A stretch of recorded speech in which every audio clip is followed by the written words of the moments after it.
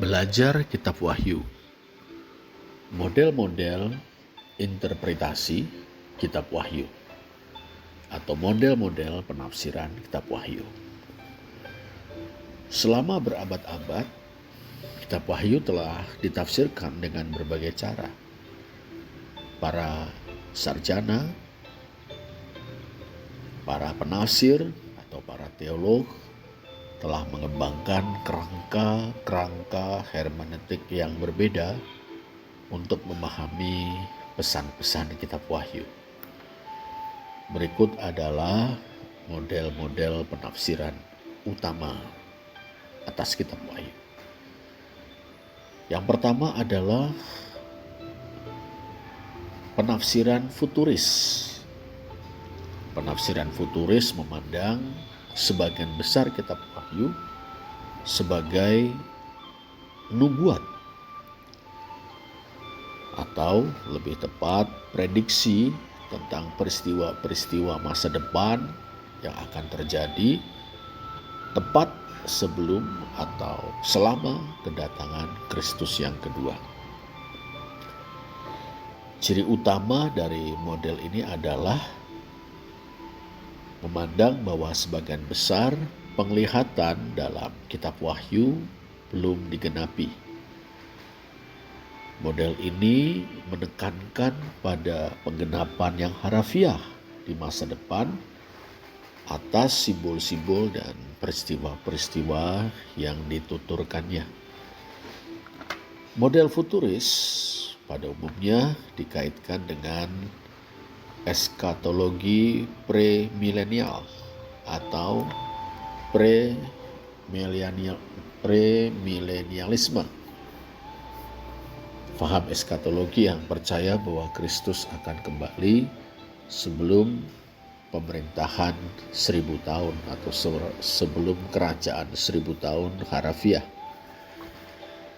Banyak kelompok evangelikal, yakni kaum dispensasionalis, menafsirkan Kitab Wahyu sebagai prediksi tentang peristiwa-peristiwa spesifik di masa depan, seperti kemunculan Antikristus, Great Tribulation atau masa kesusahan besar, dan kerajaan 1000 tahun secara harafiah.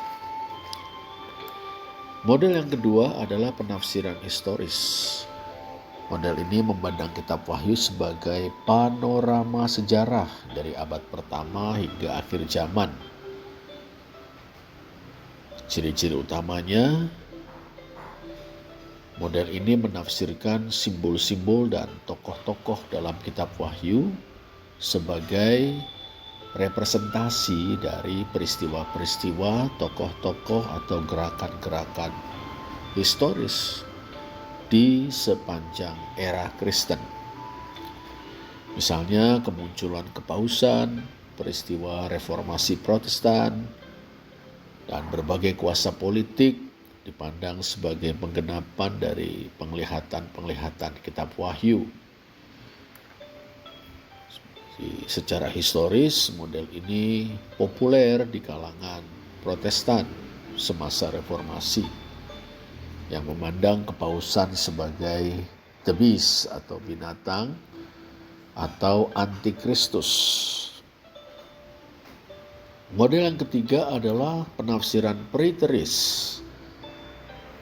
Kaum preteris percaya bahwa sebagian besar atau bahkan semua nubuat dalam Kitab Wahyu sudah digenapi pada abad pertama, khususnya yang berkaitan dengan kekaisaran Romawi dan kehancuran Yerusalem pada tahun 70 Masehi.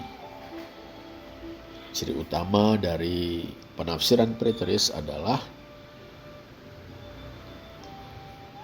menganggap bahwa simbol-simbol yang ada dalam Kitab Wahyu maupun juga peristiwa-peristiwa yang dilukiskannya merujuk pada peristiwa-peristiwa yang terjadi pada periode awal kekristenan.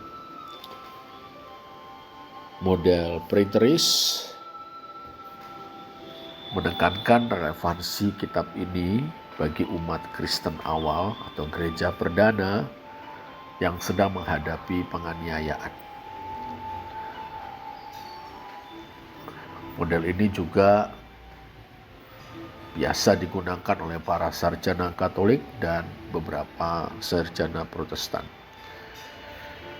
Contohnya binatang buas dan tanda binatang, ya, the beast and mark of the beast dipandang sebagai simbol dari kaisar-kaisar Romawi dan praktek-praktek pagan. Yang kelima adalah penafsiran idealis atau penafsiran simbolik. Model ini memandang kitab Wahyu sebagai penggambaran simbolik tentang pertempuran rohani yang terus berlangsung antara kebaikan dan kejahatan, ketimbang suatu prediksi tentang peristiwa-peristiwa sejarah tertentu. Ciri utama model ini adalah menganggap penglihatan-penglihatan atau memaknai, menafsirkan penglihatan-penglihatan dalam kitab Wahyu secara alegoris sebagai gambaran tentang kebenaran-kebenaran rohani yang bisa diterapkan di sepanjang sejarah. Model ini berfokus pada pelajaran-pelajaran moral dan spiritual, ketimbang memprediksi peristiwa-peristiwa yang akan terjadi di masa yang akan datang atau masa depan. Contohnya gambaran tentang naga, binatang buas atau the beast, dan kemenangan. Gereja melambangkan pergulatan terus-menerus antara kekuatan ilahi dan kekuatan iblis.